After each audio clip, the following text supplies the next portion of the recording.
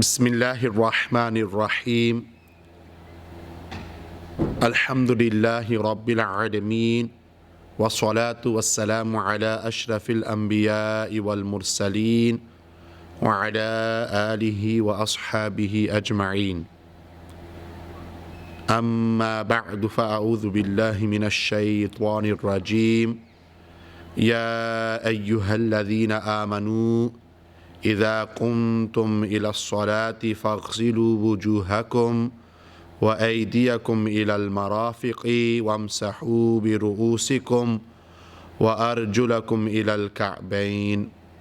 آمنت بالله صدق الله مولانا العظيم وصدق رسوله النبي الكريم ونحن على ذلك لمن الشاكرين والشاهدين والحمد لله رب العالمين. الصلاة والسلام عليك يا سيدي يا رسول الله وعلى آلك وأصحابك يا سيدي يا حبيب الله. الصلاة والسلام عليك يا سيدي يا رسول الله وعلى آلك وأصحابك يا سيدي يا خاتم النبيين. Honorable and respectable elders, brothers and sisters, students of knowledge, lovable youngsters, Assalamu alaikum wa rahmatullahi wa barakatuhu. Inshallah Azza wa Jal, my intention today is to go through the theory of how to perform Wudu, ablution. But before I continue, please make sure that if you are watching for the first time on our YouTube channel, Al-Hikam Media, then please do subscribe and share this video so that others can benefit as well. And if you are watching live on Facebook, also please share this video so brothers and sisters can benefit. This is a very important discussion, and ultimately without ablution one is not able to perform any type of prayer, salah, nor is that individual able to touch the Quran. The Prophet sallallahu ta'ala alayhi wasallam said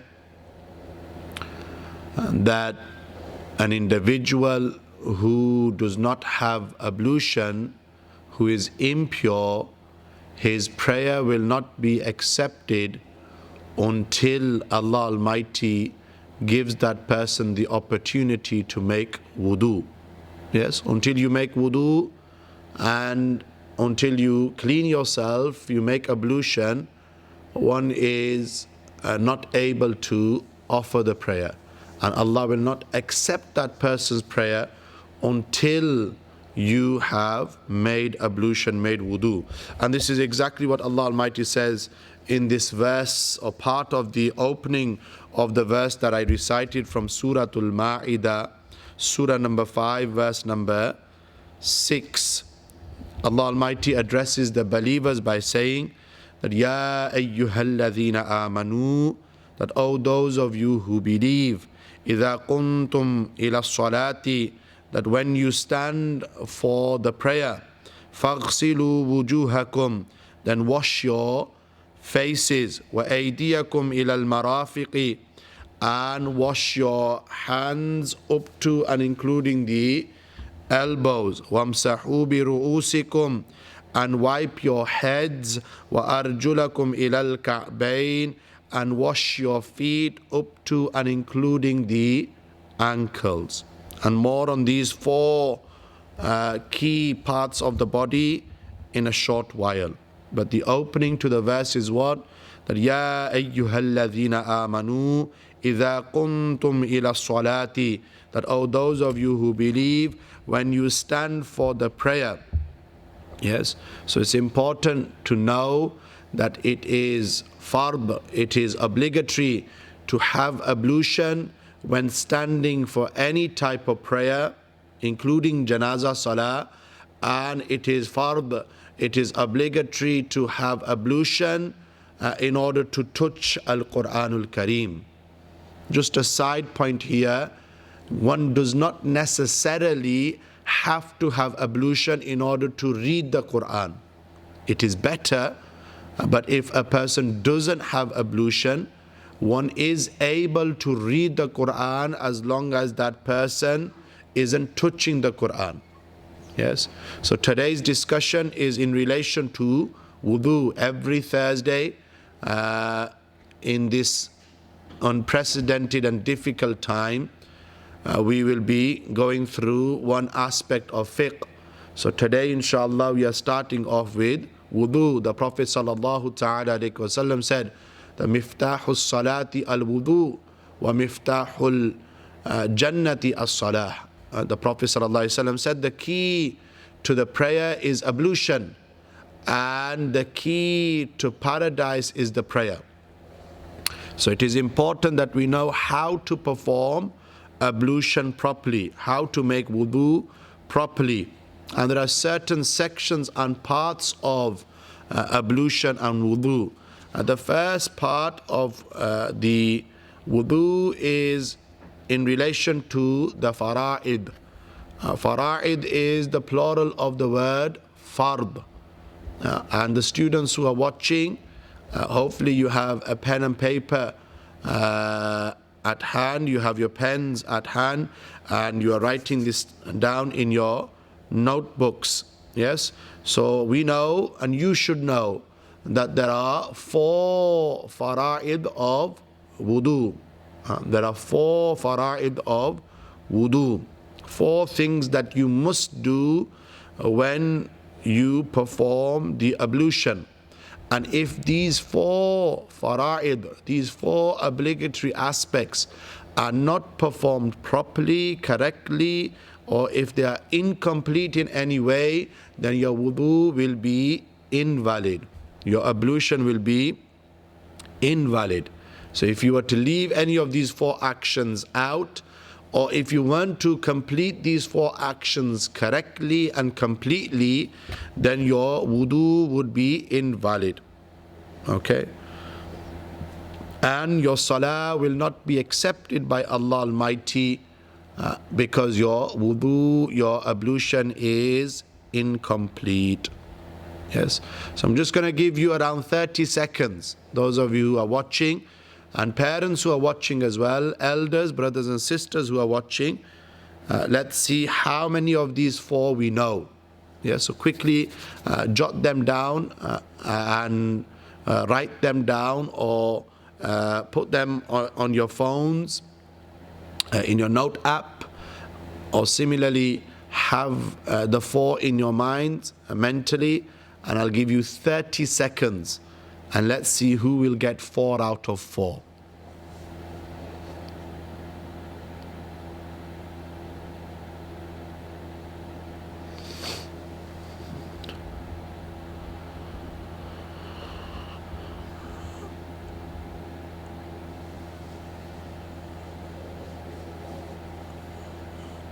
Okay, so let's see how many of these fara'id of wudu you got right. Number 1, Allah Almighty has mentioned these 4 fara'id in the verse that I recited in Al-Quranul Kareem, or from Al-Quranul Kareem. So if you were listening at the beginning, then hopefully you would have got these 4. Number 1, the first obligatory aspect of ablution is to wash the entire face from the top of the forehead to the bottom of the chin, from one earlobe to the other earlobe. Okay? So the first fard of wudu is that you wash the entire face. Yes? فَاغْسِلُوا وُجُوهَكُمْ. Yes, wash the entire face. And remember, to wash it once is fard. To wash it 3 times is sunnah. We'll come to this in a short while. Okay? So the first fard of wudu is that you wash the entire face. Hopefully you got that right. Number 2, to wash both arms up to and including the elbows. Yes, so from the tip of the fingers up to and including the elbows, to wash both of the arms up to and including the elbows. This is the second fard of wudu. Yes. Now some people, when they make ablution, when they make wudu, they wash their arms, but unfortunately they don't include the washing of their elbow. Allah Almighty says, ilal marafiqi, up to and including the elbow. Try to go past it. Yes. So it's very important that you wash the elbow as well. Number 3, the third fard of wudu is to perform masa. Masa, which means to wipe your wet hands over your head, and to do masa of quarter of the head. Quarter of the head is fard. To do masa of the full head is sunnah muakkada. Yes. So we're here talking about the 4 fard of ablution, the 4 fara'id of wudu. Yes. So to perform the masa of quarter of the head. How do we establish quarter? Where the fingers end from the tip to where the palm starts, that is your quarter of a hand. Therefore a quarter, if you were to just wipe like this, yes, that would be classed as a quarter and your masa would be complete. Yes, this is minimum. And then the 4th fard of wudu is to wash both feet up to and including the ankles and between the toes as well. Yes, ilal ka'bayn, up to and including the ankles. Again, a common mistake that people make when making ablution is that they fail to wash the heel of their foot. Can you find where your heel is? Show your mummy and daddy where your heel is. Yep, that's it. It's the one right at the bottom. So some people, when washing their feet, they fail to wash the heel. So it's important that we wash the entire foot, right foot and left foot, up to and including the ankles. So these are your 4 fard of wudu. If you got 4 out of 4, well done. Okay, so there are 4 fara'id of wudu which must be performed. Number 1, very quickly to recap, is to wash the entire face. To wash the entire face from the top of the forehead to the bottom of the chin, earlobe to earlobe. Number 2, to wash both of the arms from the tip of the fingers up to and including the ankles. Number 3 is to perform masah, yani to wipe your hands over your head, and minimum is a quarter of the head, yani which is fard. And number 4, the 4th fard of wudu is to wash both feet up to and including the ankles and between the toes. Yes, and again to emphasize, to remind you that if these 4 fard of wudu are not performed or they are incomplete, then your ablution will be invalid and your salah, your prayer will be void. So the very first thing before standing for prayer, before touching the Quran, is making sure we make ablution properly, make wudu properly. Yes. And like I mentioned, the Prophet ﷺ said, if a person is impure, Allah will not accept their prayer until they purify themselves. Okay. We have, after the fara'id of wudu, the next section in this discussion is regarding the sunnah of wudu. Yes, the sunnah acts of wudu. Yes, I was caught in between using the English term or the Arabic term there, but there are many sunnah acts in wudu, and if one performs them, no doubt that person will be rewarded. Yes, and if one leaves out a sunnah act, the wudu will still be complete, but that person will not receive the full reward. Yes, and the Prophet ﷺ said, the one who performs ablution wudu thoroughly, just as I perform it, then their minor sins will be forgiven by Allah. Say subhanallah. Yes, so making ablution is an act of worship if you make it properly and you follow the way in which the Prophet ﷺ made ablution, then this will become a means of your sins being removed and forgiven by Allah Almighty Jalla wa'ala. Okay, so here going through one of the basic books of Islamic studies here, the Qamar series level 2 book. Yes, what are the Sunnah acts of Wudu? And they mention here 13 Sunnah acts of Wudu. So let's go through them, and as I am going through them, as you are listening, make sure you're writing it down in your exercise books. Yes, in your notebooks. So number 1 is to make niyyah. Yes, to make intention. The first sunnah of wudu is to make niyyah. Oh Allah, I intend to make ablution in order to read salah. Yes, remember, niyyah is related to the heart and the mind. We only mention the words so that the influence of the shaitan doesn't come within us. Yes, so to make the niyyah, to make the intention, this is the first sunnah of wudu. Yes. Number 2 is to say the tasmiyah, Bismillahir Rahmanir Rahim. To say it at the beginning, this is sunnah. Yes.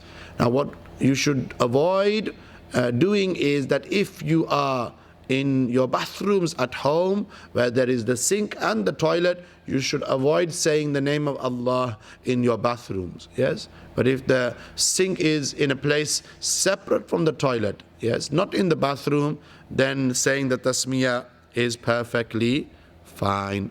Number 3, to wash both hands up to and including the wrists 3 times. Yes, so this is in order. So number 1, make the intention. Number 2, recite the tasmiyah, Bismillahir Rahmanir Rahim.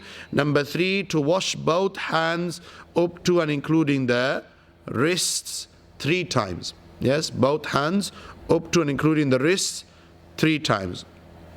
Number 4, you should try to clean your teeth using a miswak. Yes, using a miswak. And for those of you who have never used a miswak before, let me very quickly mention to you how you go through or how you use a miswak. Yes, in the sunnah way, that you would hold, pretend my pen here is a miswak, right? So this is a miswak, this is the tip of the miswak. So you'll place the miswak in between the fingers like this. Some people hold the miswak like this and start rubbing. That's not the case. Yes, place the miswak in between your fingers like this. So the index finger and the pinky finger should be on the top, and then the miswak should be in between, and then the 2 middle fingers should be on the bottom. Yes, and then your thumb should be on the tip. And then when you start using the miswak, you start on the top right hand side, you glide across to the left hand side. Once you've done the top set of teeth, then you move to the bottom set of teeth. Yes, from the right to the left. Okay, and then you would do, you would spit that out, you would do kulli, you would wash your mouth. Okay, so number 4 is to use the miswak in order to clean the teeth. Now if you don't have a miswak available, then you can use your right index finger. Okay, and you combine number 4 then with number 5. Number 5 is what? To gargle and wash the mouth 3 times. To gargle and wash the mouth 3 times. Yes, so you put the water in with your right hand, you clean the inside of the mouth with your right index finger, you gargle, and then you spit out. This is once. You do this how many times? 3 times. Now the only time we don't gargle is when we are fasting. When we are fasting. Yes, that's number 5. So we've been through the first 5 sunnahs of the ablution, the wudu. Okay, number 1 was what? To make niyyah, intention. Good. Number 2, to say the tasmiyah, yani Bismillahir Rahmanir Rahim. Number 3, to wash both hands up to and including the wrists 3 times. Yes. Number 4, to clean the teeth with a miswak, and if you don't have a miswak available, then you use your right index finger as an alternative. And number 5 is to gargle and wash the mouth 3 times. Are we following? So how many things have we been through so far? Who's following? If you have said 9, well done. Yes, we've been through the 4 fara'id of wudu, and now we've been through the 5 sunan of wudu. There are 13 in total, and then we're going to conclude this discussion by going through the method of making wudu and those things which break the wudu. Okay? Number 6, to clean the inside of the nose 3 times using water. So we put the water into our nose with our right hand. We clean the inside of the nose with our small pinky finger on the left hand, and then we blow everything that is dirty within our nose. We blow it all out, and that's how we clean our nose. If you can, you should try to take the water up to the soft part of the nose, but you should avoid gargling, and you should avoid taking the water up to the soft part of the nose when you are in the state of fasting. Okay. Number 7, to wash each part of the body, each of the limbs of the body 3 times. The only exception will be masa of the head. Yes, masa is only done once. But you wash the hands 3 times, you wash the mouth 3 times, you wash the nose 3 times, you wash your face 3 times, you wash your arms up to and including your elbows 3 times, you wash the feet 3 times. Yes, very important. Okay, once is fard and 3 times is sunnah. Okay. Number 8, to make masah of the whole head at once. And remember, students of Al-Hikam will definitely know, we recently took you into the Wudhu khana, the ablution area, that you place your 6 fingers together like this. Yes, these 6 fingers, you make a small bridge. Yes, and once your hands have been made wet, you put these fingers together, and then you start from the front like this, and then you make your way towards the back of the head. Okay. Once you've got to the back, you can't use them 6 fingers. Then you use your palms to come from the back to the front. Okay, that is masa of the entire head. And then you do masa of both of the ears. You clean the inside of the ears.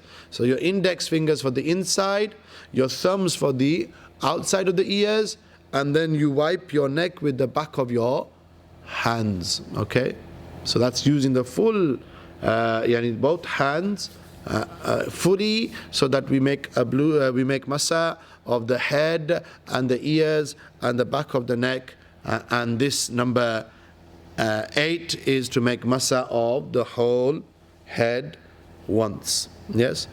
And number 9 will be to make masa of both ears once. Yes, to make masa of both ears once. Number 10, to make khilal of the beard. Khilal means combing. Khilal. Yes, to make khilal of the beard, meaning passing wet fingers through the beard. Yes, this is also sunnah. Okay. Number 11, to wash the parts included in ablution in the correct order. So number 1 was what? Face. Then number 2, arms. Number 3, wiping of the head. And number 4, feet. So maintaining this order as it's been mentioned in that verse from the Quran, Surah number 5, verse number 6. Yes, this is important, and it is sunnah to maintain this order in ablution in wudu. Number 12, nearly there, is to make khilal of the fingers and the toes. Yes, so we make khilal of the fingers, we comb the fingers just before the masa, and we do khilal of the toes as we are washing our feet. And number 13, to begin washing each part with the right side first. So always preferring the right. So right arm, right foot, right hand, so on and so forth. Yes? So these are your 13 sunnah acts of wudu. In some books you'll find the number 15, in some books you'll find the number 17. Some books mention, for example, that you shouldn't splash water on your face. This is sunnah, to avoid splashing water on your face. Similarly, to avoid wasting water, this is also sunnah as well. But here it's mentioned 13 sunnahs of making ablution. So today's lesson for madrasa students, not just of Al-Hikam Institute, but whoever may be watching via our live link on YouTube or on Facebook. Today's discussion is regarding wudu, yes, and that the key to the prayer is ablution, and the key to paradise is the prayer. If the ablution, the wudu is in order, then no doubt the salah will be in order. And before we begin the prayer, it's important that we spend time rectifying and making our wudu proper. Some people say we don't get enough khushu, humility in the salah. And the ulama mention one of the reasons for this is because the ablution isn't done properly. Now we quickly rush our ablution. As we are washing the parts of our body, we should be thinking that at the same time we are washing away our sins that we've committed with them body parts. And now they are telling us, in light of this situation with the coronavirus, and that we should be regularly washing our hands, washing our mouth, washing our nose. And our beloved Prophet ﷺ told us to do this 5 times a day, 1400 years ago. Say subhanallah. So Islam told us 1400 years ago the importance of washing your hands. Not only just before the salah, but before you eat, after you finish eating, before going to sleep, when waking up in the morning, after waking up in the morning. And the importance of washing your hands, the importance of doing kulli, yes, gargling, washing your mouth, the importance of washing your nose. Yes? Okay. So, a question here on YouTube. Brother Jawad, mashallah, working very hard, not only in Al-Hikam Institute, but with One Vision Charity, also providing much needed provisions and essentials for those who are in need and who are vulnerable. But nevertheless, the question is, its head, the full head must be washed, and the arms up to, no, it's not a question. I think just a comment. Oh, sorry. Oh, it's okay. So I think Umar Raja, is it, has made an observation. Yes, I said wiping quarter of the head is fard, and wiping the full head is sunnah. So there's a difference between fard. Fard are those things which you must do. And if you were listening from the beginning of the discussion, you would have got that. So we have 4 things that we must do in ablution. Yes, 4 things that we must do in ablution. And we have those things which fall under the category of sunnah, the sunnah acts of wudu. Yes, those things that the Prophet ﷺ did, and when you do them, in this lies reward as well. Yes, and remember, this is aimed at madrasa students. And there are a lot more discussions to this particular subject of wudu. Like for example, you have the 12 mustahabbat, the desirable acts of wudu. Making sure you make wudu in a clean place. Making sure that you're facing the direction of the qibla. Similarly, sitting in a high place and making du'as when washing each part of the body, and so on and so forth. Yes, but we're not going to go through that. So far we've been through 17 things in total. 4 things which you must do, which are compulsory, obligatory, which fall under the category of fard, and then 13 here which are the sunnah acts of wudu. Yes, when you do these 17 together, then no doubt you get the maximum reward available for the ablution. Okay, so how to perform wudu? Hopefully you've got your pens and you're writing this down in your notebooks, and parents are making sure that their children, the students are doing this. So there are 10 steps, 10 very simple steps of how to perform wudu. Okay, and then the last thing we'll do is look at those actions which break the ablution? Very quickly, number one, as we've mentioned, is to make the intention and to recite the following dua at the beginning. Bismillahi walhamdulillahi ala dinil Islami. Yes, that in the name of Allah, and all praise is for Allah who has made us steadfast upon the religion of Islam. Yes. Number two, if you can, you should recite the tasmiyah. So number one, make the niyyah. Oh Allah, I intend to make ablution in order to purify myself to read the salah. In order to purify myself to read the salah. Number two, recite the tasmiyah. Yes. Bismillahir Rahmanir Rahim. Number three, yes, now you've opened the tap. You wash your hands up to and including the wrist 3 times. Try to get in between your fingers as well, making sure that you take all the dirt out from underneath your nails, so on and so forth. To do this 3 times is sunnah. Yes, that's step number 3. Step number 4, take water in the right hand, put it in your mouth with the right index finger, clean the inside of the mouth, gargle if you can, and spit it out. Yes, and if you are able to do so, if possible, use a miswak. Number 5, insert the water inside your nose with the right hand. Clean the nose with the left pinky finger, blow the nose, and do this 3 times. This is step number 5. Once we've done the mouth and the nose, step number 6 is that we wash the entire face. Yes, get water in your hands and wash the entire face. Remember, to do it once is fard, to do it 3 times is sunnah. So wash your face 3 times, yes? Number 7, after washing the face, we wash both arms up to and including the elbows.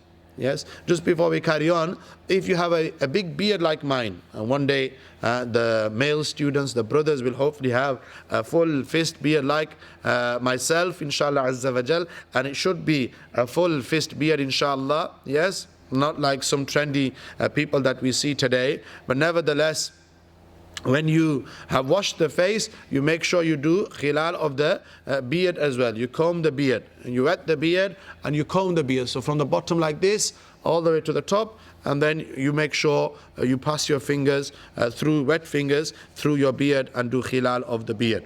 Yes. Number 7, we were saying, is to wash both arms up to and including the elbows. Now some students, children, what they do is they just put their arm under the tap. Yes, like this. That's not right.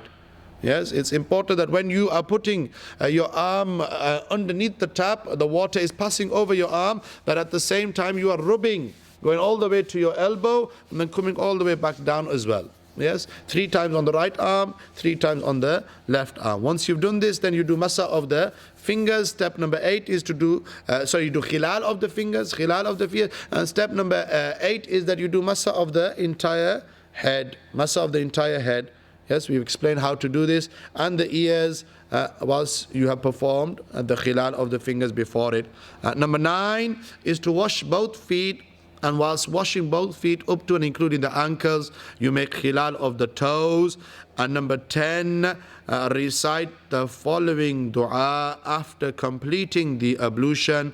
You recite the second kalima, أشهد أن لا إله إلا الله وحده لا شريك له وأشهد أن محمدا عبده ورسوله. And then the dua is what? اللهم اجعلني من التوابين واجعلني من المتطهرين. Yes? So it's very important that we recite the second kalima and make the full dua after completing the ablution. Okay, in this book here, book number 4, Qamar series, book number 4, you've got the makruh acts of wudu. We're not going to go through that because I'm already going over lesson time here, but very quickly to conclude, those things which nullify the ablution, those things which break the ablution. So remember, if you want to pray and if you want to touch the Quran, or if you want to make tawaf around the Ka'bah Sharifa, yes, you must be in the state of wudu. But there are certain things which break the ablution. Very quickly, yes, here they mention 7 things which break the ablution. Write these down. Number 1, to pass urine, stool, or to break wind. Yes, to pass urine, stool, or to break wind. Number 2, the flow of blood or pus from any part of the body. Yes, so teenagers who have spots, for example, if they were to peel their spot or break one of their spots and the pus comes out, if it begins to flow, then your ablution is broken. Number 3, to vomit a mouthful. Yes, to vomit a mouthful. If a person vomits blood or pus, then this nullifies the ablution, even if it is not a mouthful. Number 4 is to sleep lying on the side. Yes, to sleep in a reclining position. Yes, but to sleep while standing, bowing or prostrating or sitting, this does not nullify the ablution. Number 5, to become unconscious or insane out loud whilst praying. If somebody else was to hear that laughter, then your ablution would be invalid. You would have to make the ablution again and repeat the prayer from the beginning again. And number 7, blood appearing in the mouth. However, wudu only breaks if there is more blood than the saliva. So how do you establish this? If you were to bite an apple and there's more blood than the spittle, the saliva, then you know that your wudu is broken. If there is less blood than spittle, then know that your wudu is still intact. Okay, so these are those things which break the ablution. And remember, if you perform any act of worship without ablution, then it is forbidden, it is haram, it will not be accepted by Allah. Okay, it will not be accepted by Allah. So this was a very brief look at how we make ablution. And inshallah, I remember we went to Jerusalem back in July 2019, and whilst out there with the brothers and sisters that went with us, we went through the practical of wudu, and I've got that video somewhere, and I've told Jawad I'm going to give him that video inshallah, and we're going to put it up on Facebook and on our YouTube channel, so the brothers and sisters, the youngsters and elders can benefit from it inshallah azza wa jal. But this was a quick overview of how to make ablution in order to worship Allah Almighty Jalla wa Ala. Allah Almighty bless each and every one of you for watching. For many of you this would have been a refresher, but for some of you, you may have learnt some new things. Allah Tabarak wa Ta'ala bless you. Once again, a reminder, please make sure you subscribe and share our YouTube channel and also our Facebook as well, so many others can benefit from this. To conclude, we went through the 4 fara'id of wudu, the 13 acts which are the sunnahs of wudu, and we went through also how to perform wudu and the 7 things which break the wudu. Inshallah azza wa jal, Allah Tabarak wa Ta'ala bless each and every one of you. Tomorrow from 5:30 p.m. we will look at the life of the greatest human being after the messengers and the prophets, Sayyiduna Abu Bakr as-Siddiq radiyallahu ta'ala anhu, for the madrasa students, the kids, and for the brothers and sisters who are watching, as well as going through 1 or 2 prophetic narrations, ahadith mubarakah. Keep me in your du'as, and we will see you very soon.